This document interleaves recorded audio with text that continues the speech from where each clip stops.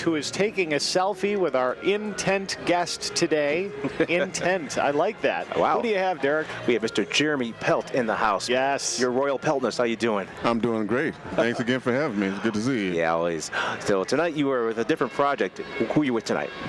I'm with the Miles Electric Band. Wow. Yeah, man. It's something that just actually happened. And we did the Playboy Festival a couple weeks ago, and we had fun there. So imagine my surprise when we get the call to go ahead and do this. And right away, I said, sign me up. 3 kids, yes. Yeah. Speaking of Jeremy Pelt. So, Jeremy, talk about playing the music of Miles Davis. I mean, we're not talking some small undertaking here. I mean, I wouldn't be in it if it wasn't a challenge. I've done it many times in many different configurations with Jimmy Cobb playing the music of Kind of Blue, playing various electric projects. So, I've done it many times, and it's a great fit because I've studied it for so long. Speaking to Jeremy Pelt, Jeremy, Christian Scott once said that that's the hardest era to play Miles' music is the 70s, 80s period. Why is it so challenging for so many trumpeters for that period of Miles, do you think? I don't necessarily, I couldn't speak to that because I don't actually think that that's the hardest period. Yeah, I don't either, yeah. Here's the thing that a lot of people don't understand or take for granted about Miles at that point. He had worked himself back up to playing again. Right. So it was probably hard for him when you think about it, because when he started to play again, that was 1980, right, after he hadn't played for 5 years. I was just talking to Robert Irving III, who was with him, shortly after that. He told me how hard it was for Miles to get back into playing again. Right. So it was hard for him. For me, it doesn't necessarily present that much of it's just a different type of energy. It's hard, and I would suspect that the reason why he would say it's hard is because at that point you're screaming over a lot of electricity. Right. Okay. Whereas before, you have acoustic everything.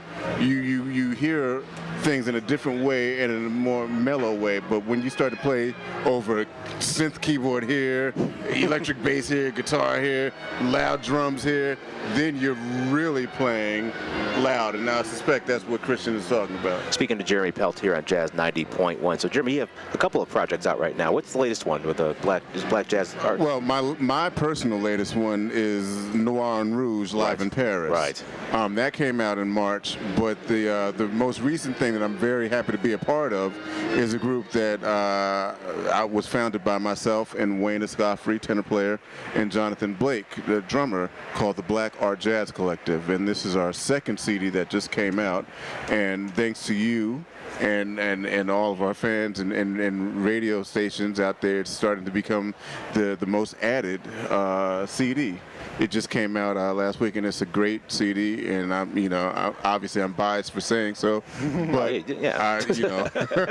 there are many other CDs that I've recorded that I could say that it wasn't the greatest. Speaking of Jeremy Pelt, Jeremy, I'm going to have you get on your stump for a quick second. Why should people continue to support jazz radio stations like ourselves? Listen, it's kind of like the old adage that it takes a village to raise a child, right? It takes everybody to chip in. We as artists put our lives into this so that the civilians, as it were, could enjoy it. And what we need for you guys to enjoy it is the radio stations. And we're so very grateful in this day and time, in this age, in this technical age where everything is being streamed and everything is starting to become discounted because everybody's so interested in things being quick and technologically face forward, that we do have stations that are still invested in putting this music out. You guys are a very important force for really getting our message out, getting everybody's message out. And I don't subscribe to the notion that jazz radio or any kind of radio is dead. I hate hearing that because it's BS, and we need that. and we need you guys just as much as we need the listeners to really, to get behind us. Not the least of which is because I got 3 kids, but also because it's just we need as many listeners as we can have. You can see him in the flesh tonight, 9 o'clock. Jeremy Pelt, thanks so much for stopping by, my friend. Thank you. Now that's going to be a very incredible show tonight.